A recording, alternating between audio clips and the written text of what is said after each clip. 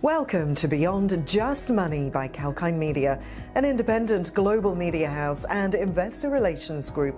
Please note that this podcast is for information purposes only. It's not a solicitation or recommendation to buy, sell, or hold the stocks of any company or companies or engage in any investment activity under discussion. Kalkine Media is neither licensed nor qualified to provide investment advice through this platform.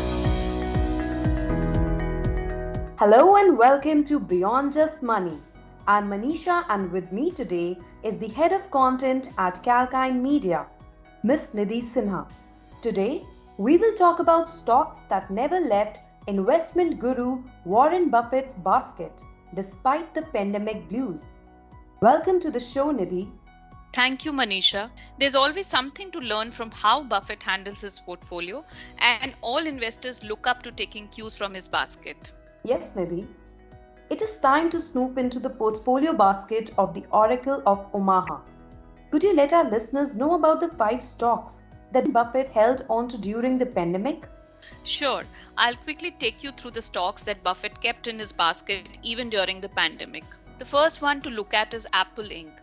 Through Berkshire Hathaway, Buffett added the first 10 million Apple shares in May 2016 in his portfolio. Fast forward to 30th June this year, Buffett holds a huge 887.1 million shares of the tech company. The numbers show that for Buffett, Apple may be the best company in the world. Next is Bank of America. Buffett has over 1 billion Bank of America stocks in his portfolio as of 30th June 2021. Since the pandemic hit the globe, Buffett has sold off 9 financial stocks, including JP Morgan Chase and Goldman Sachs, while building his stakes in this American multinational investment bank. Then we have the Coca-Cola Company. The life of Coca-Cola shares in Buffett's basket has always interested the public. This interest dates back to 1988 when he purchased shares worth over $1 billion, while it was still reeling under the aftermath of the 1987 market crash. As of 30th June, Buffett holds 400 million shares of the Coca-Cola Company in his portfolio. All these Warren Buffett's portfolio favorites have also been performing well in terms of earnings. Nidhi, take our listeners to some more of his favorite picks. Yes, Manisha, you're absolutely right. These stocks have been performing well and posting robust results. The next Buffett stock on the list is the Kraft Heinz Company, which is among the top 5 food and beverage companies in the world. The investment guru was once displeased about investing in it in 2019 when the company took a $15.4 billion write-down. Yet he kept Kraft in his basket. It seems that was also a good decision. Since the pandemic began, eating at home has increased and the company has been benefiting by the trend. Then we have American Express. The New York headquartered company is a multinational financial services corporation like we all know. Berkshire Hathaway has raked $8 billion gains this year from the company.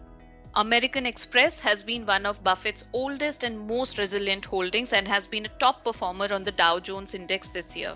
The first investment in the company was done way back in 1994.